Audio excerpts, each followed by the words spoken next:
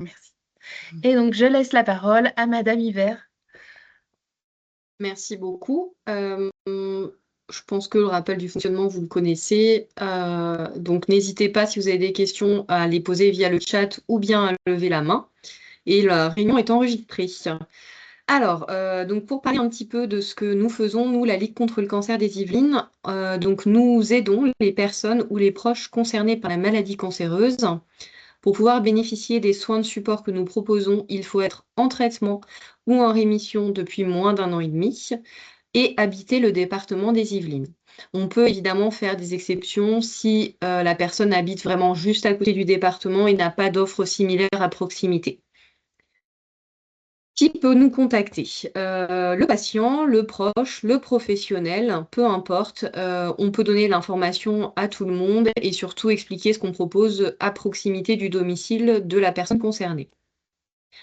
Pourquoi interpeller l'association de la Ligue contre le cancer? Quand vous repérez un besoin d'accompagnement, une souffrance psychique, un sentiment de solitude, comme vous le savez certainement, le temps des soins est relativement long pour un cancer, mais souvent les patients en fait vivent l'après-cancer assez mal et donc ils reviennent vers nous à ce moment-là parce que finalement ils ont besoin d'être soutenus et ils ont souvent des effets secondaires des traitements et des séquelles à long terme et donc c'est dans ce cadre-là le plus souvent qu'on est sollicité.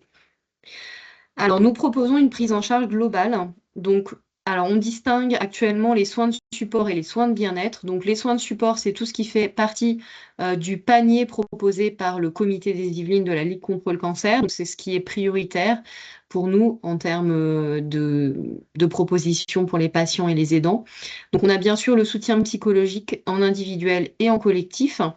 On a de l'activité physique adaptée en collectif, des conseils en alimentation. Actuellement, c'est uniquement en collectif, sous forme de réunions d'information.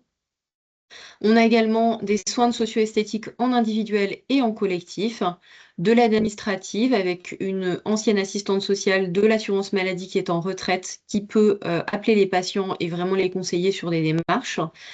De l'accompagnement à la vie professionnelle en individuel et en collectif avec des personnes qui sont soit de formation RH, soit de formation psychologue et des ateliers mémoire en collectif, puisqu'on a la chance d'avoir un partenariat entre la Ligue nationale contre le cancer et une structure qui s'appelle Oncogite, qui permet aux patients qui ont des problèmes de mémoire et de concentration, et il y en a quand même beaucoup, de bénéficier de 10 à 22 séances d'ateliers mémoire en visio.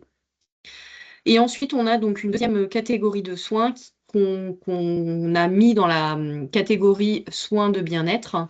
Donc, c'est tout ce qui vient en complément et qui permet également d'améliorer la qualité de vie des bénéficiaires. Donc, ça peut être des ateliers de relaxation sophrologie en collectif, des séances d'ostéopathie en individuel, c'est limité à 3 rendez-vous dans ce cas, et d'autres ateliers comme du qigong, du yoga, du chant en collectif, des goûters convivialité en collectif. Voilà, selon les localisations et les opportunités, on a aussi ce type de proposition. Alors, comment on peut intervenir? Il y a des documents d'inscription à retourner et à compléter avant toute participation. C'est très simple de les obtenir puisqu'il suffit que je puisse échanger par téléphone avec les bénéficiaires, les futurs bénéficiaires. Ensuite, je peux faire parvenir les documents d'inscription par courrier ou bien par mail, ou on peut se rencontrer physiquement au comité à Viroflay, près de Versailles. Tous les ateliers sont financés par le comité grâce aux donateurs, donc les patients n'ont rien à verser. Et en revanche, le temps de participation est limité à 1 an maximum. Alors ça, c'est peut-être un petit peu petit, mais c'est pour vous donner une idée en fait des endroits où on est présent. Là, ce qui apparaît à l'écran, c'est uniquement ce qu'on propose en ville. On finance également notamment des vacations de socio-esthéticiennes en hôpital, hein, dans les hôpitaux du département et notamment à Poissy, à Versailles et à Rambouillet et récemment à l'hôpital de l'Ouest parisien à Trappes, mais c'est exclusivement pour les personnes qui sont soignées dans ces hôpitaux. Et ensuite, pour toutes les personnes qui habitent le département des Yvelines, donc on a des propositions dans toutes les villes que vous voyez en orange. Et je vais peut-être laisser la parole dès à présent à Aurélie Chastain pour présenter les soins de support qui ont lieu dans les locaux du réseau DAC Yvelines Nord, qui est notre partenaire depuis un certain temps et qui nous permet de mieux mailler le territoire, puisque nous, on est physiquement près de Versailles, mais donc on ne couvre pas forcément tout le territoire. Merci. Donc, en effet, depuis de nombreuses années, on a une collaboration avec la Ligue contre le cancer et des Yvelines, où on va proposer des soins de socio-esthétique, donc en individuel, soit dans nos locaux, donc à Mantes-la-Jolie, à Saint-Germain-en-Laye. Et récemment, il y a la ville des Mureaux qui nous prête également une salle une fois par mois pour les patients résidant sur cette commune ou aux alentours. Il y a possibilité aussi pour les patients les plus fragiles d'avoir des soins de socio-esthétique à domicile. Ensuite, donc c'est Valérie, notre socio-esthéticienne, propose également des ateliers collectifs sur les deux antennes. Donc, ça peut être maquillage, relaxation, donc différentes thématiques qui attirent souvent pas mal de personnes. Au niveau des soins d'ostéopathie, donc pareil, sur les deux antennes. Pour l'instant, arrêtez-moi si je me trompe, il y a surtout sur Mantes et sur Oui, Saint-Germain. ça vient Il n'y a dessous. pas Oui, sur oui. les, voilà, pas Non, sur c'est les ça. Mureaux. Mm. Tout à fait. Merci Mm. beaucoup. Voilà, donc ça, c'est vraiment une offre sur le nord du département qui est très importante pour nous parce que ça fait des points d'accès pour les patients ailleurs qu'au sein de notre comité. Et quand on n'a pas la chance d'avoir des locaux mis à disposition par des réseaux, on travaille aussi avec les communes qui nous mettent souvent à disposition des salles pour des ateliers ponctuels ou réguliers d'ailleurs. Donc vous voyez en fait sur les communes que l'on couvre, il y a quand même pas mal de communes. Bien sûr, on n'est pas partout, mais on essaye de mailler au mieux le territoire. Sur Aubergenville, par exemple, on va proposer de la relaxation sophrologie et de l'activité physique adaptée les mercredis matins. Ce sont des ateliers qui ont lieu l'un après l'autre, ce qui permet aux patients qui souhaitent venir sur ces ateliers de potentiellement faire les deux activités et donc d'optimiser leur temps de trajet. Pour tout ce qui est activité physique, on demande systématiquement un avis médical, donc soit un certificat de non-contre-indication, soit une prescription médicale. Et il y a un bilan individuel qui dure 30 minutes, qui est toujours fait avant l'inclusion au cours collectif. La sophrologie, c'est un peu plus souple puisque c'est uniquement un petit questionnaire qui est à destination de l'intervenante qui permet de mieux connaître le profil du patient et pour elle, s'il y a des douleurs, de justement adapter le contenu du cours. Voilà, donc ça c'est sur Aubergenville. Après, on a également sur le nord du département un partenariat avec une structure qui s'appelle la Maison des Trois Arches à Poissy, au sein duquel on finance donc des ateliers de sophrologie relaxation et où on a donc une bénévole que nous avons recrutée et qu'on a mis à disposition de cette structure qui accompagne sur le retour à la vie professionnelle. Puisque comme vous le savez, quand on a un cancer, en général, on est arrêté pendant 6 mois à 1 an en moyenne. Et donc, la reprise, quand c'est possible, c'est mieux qu'elle soit accompagnée, avec des questions qui se posent sur l'aménagement du poste, sur comment le dire ou ne pas le dire aux collègues, à la hiérarchie. Voilà, enfin, en tout cas, ne pas rester seul par rapport à toutes ces questions-là et pouvoir anticiper la reprise pour que ça se passe au mieux. Également à la Maison des Trois Arches, on a des bénévoles qui ont été formés par la Ligue qui organisent un jeudi après-midi par mois des goûters convivialité. Donc là, c'est vraiment pour lutter contre l'isolement lié à la maladie et elles ont entre 8 et 10 personnes à chaque fois, donc ça rencontre un public. Et c'est vrai que pour les personnes qui habitent sur ce secteur-là, la Maison des Trois Arches fait beaucoup d'autres soins de support, donc c'est un partenaire intéressant pour les personnes qui habitent à côté. Ensuite, donc, comme on le disait tout à l'heure, on a effectivement les deux antennes du DAC Yvelines Nord à Saint-Germain et à Mantes, qui sont deux endroits où on fait des soins de support. Et on a également une proposition en distanciel, en visio. Donc les ateliers mémoire dont je vous ai parlé tout à l'heure en début d'intervention. Mais également un espace de parole féminité, intimité, image de soi qui est animé par une infirmière sexologue et une médecin psychiatre. L'idée en fait de cet atelier, donc, c'est de pouvoir échanger sur tous les changements au niveau corporel liés au traitement. Ça peut être la mastectomie, ça peut être le fait d'avoir perdu ou pris du poids. En fait, c'est autour de l'acceptation du changement de son corps. Et ça peut être, quand le groupe le permet, tout ce qui est vie de couple, intimité et problèmes liés à l'apparition de la maladie sur ce sujet-là.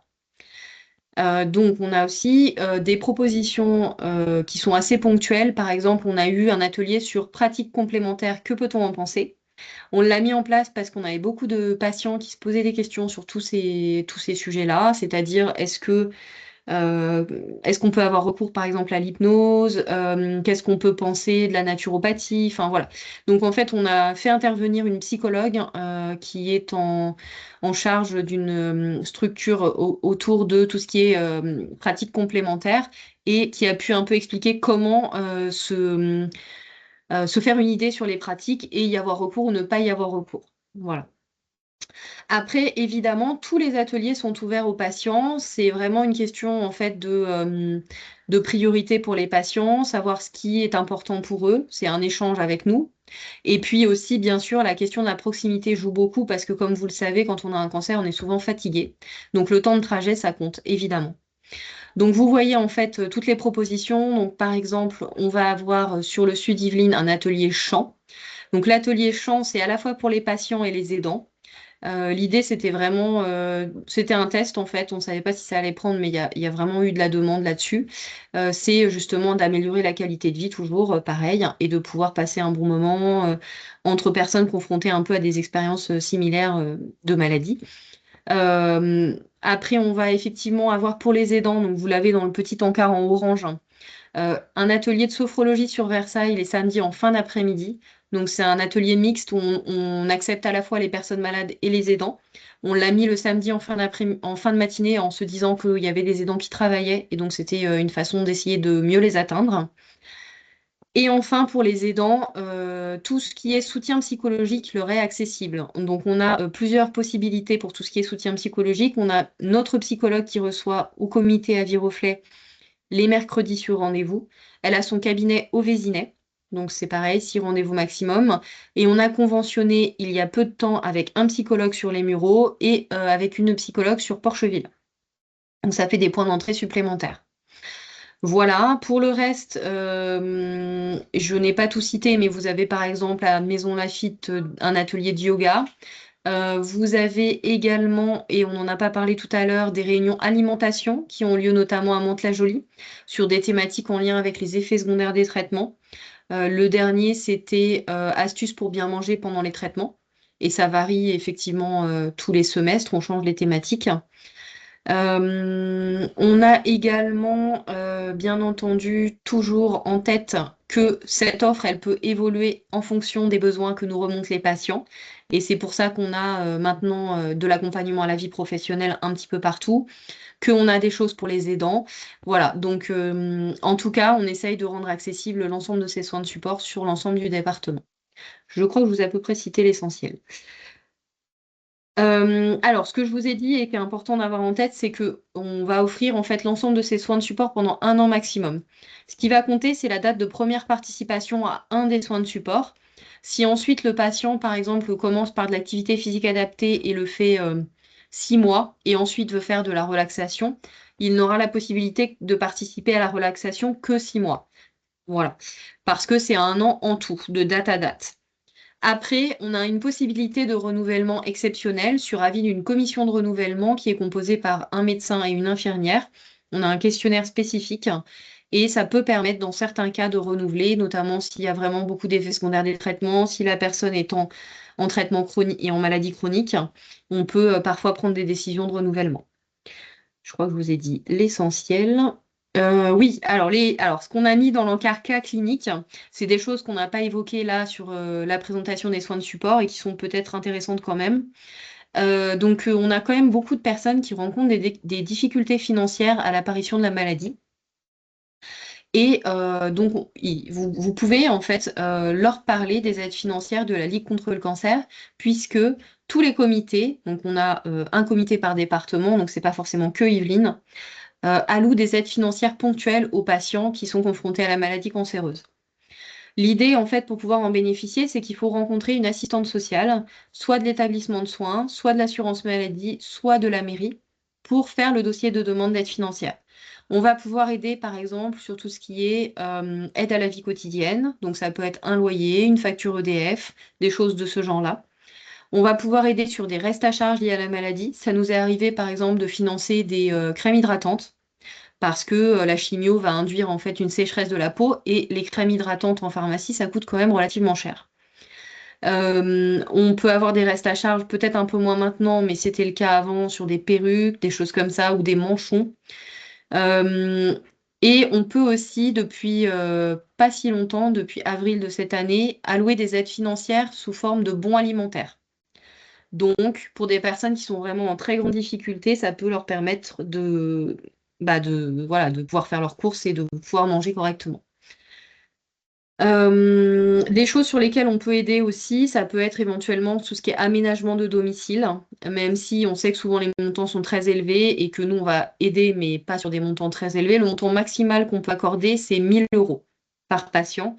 Et on est plutôt autour de 400 à 600 euros en général quand il y a un avis favorable de la commission. Et enfin, la dernière chose sur laquelle on peut aider, c'est l'aide à la famille pour les frais d'obsèques. C'est maximum 500 euros, mais ça peut donner un coup de pouce dans certains cas. Voilà. Après, donc, par rapport à l'épuisement des aidants, c'est ce dont on a parlé tout à l'heure. En fait, on essaye de mettre en place une offre pour les proches. Donc, il ne faut pas hésiter en fait à leur en parler et à nous relayer leurs besoins parce que, comme on le disait tout à l'heure, en fait, on crée aussi les ateliers en fonction des besoins qui nous sont remontés. Pour tout vous dire, on a donc fait un test sur Versailles et là, on va certainement faire d'autres propositions sur le Nord Yvelines à partir de 2025. Probablement un atelier jardinage hein, pour les aidants sur Issou. C'est encore à mettre en place, mais c'est en projet en tout cas.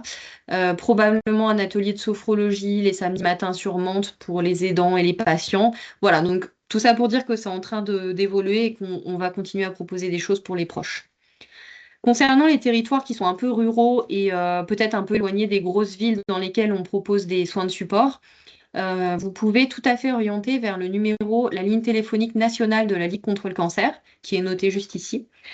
Puisque sur cette ligne, en fait, les personnes peuvent avoir accès à du soutien psychologique en ligne. Donc, il y a toujours un ou une psychologue pour répondre aux personnes. Et il y a aussi la possibilité d'être aidé par rapport à tout ce qui est emprunt immobilier, puisque comme vous le savez, quand on a un cancer, si on avait un projet d'achat, c'est un petit peu plus compliqué que s'il n'y avait pas eu cette maladie. Vous pouvez avoir des surcoûts au niveau de l'assurance de prêt.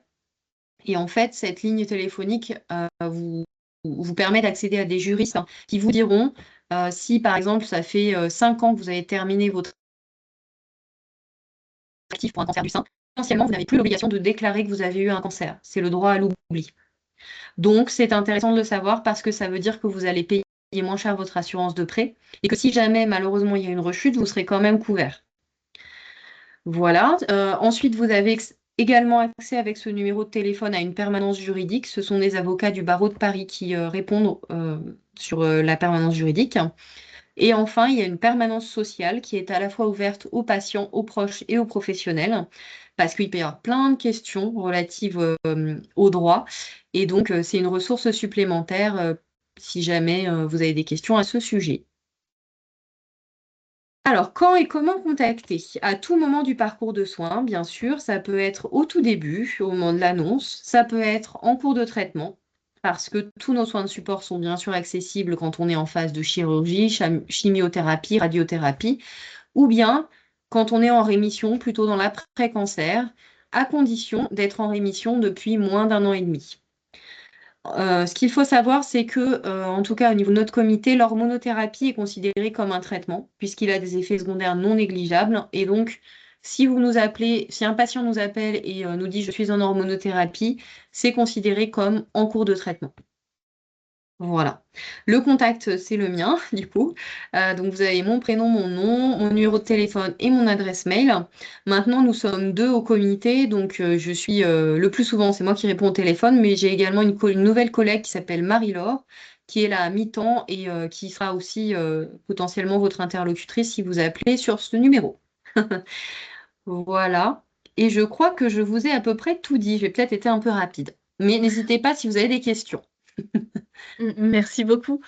En effet, c'était très riche. Est-ce que nous avons des questions? Normalement, je vous ai débloqué vos micros, donc vous pouvez les ouvrir ou si vous êtes plus à l'aise, vous pouvez toujours poser vos questions dans le chat. Oui, Madame Vasseur. Oui, alors moi j'ai une petite question sur les transports pour se rendre aux différents ateliers. Est-ce que c'est facile pour les bénéficiaires de se déplacer jusqu'à vos ateliers? Est-ce que éventuellement il y a du transport de mis en place pour éventuellement accompagner les personnes? Il peut y avoir dans certaines situations du covoiturage entre les bénéficiaires. Après, en général, on fait attention à comment dire, à l'accessibilité pour les patients des salles, hein. Mais c'est vrai que dans certains cas, il faut malgré tout la voiture. Donc c'est une vraie question. Après, certains patients nous demandent, mais est-ce qu'on peut venir avec un bon de transport? Donc on leur répond non. Mais c'est vrai que parfois il y a du covoiturage, mais on n'a pas de solution autre pour le moment.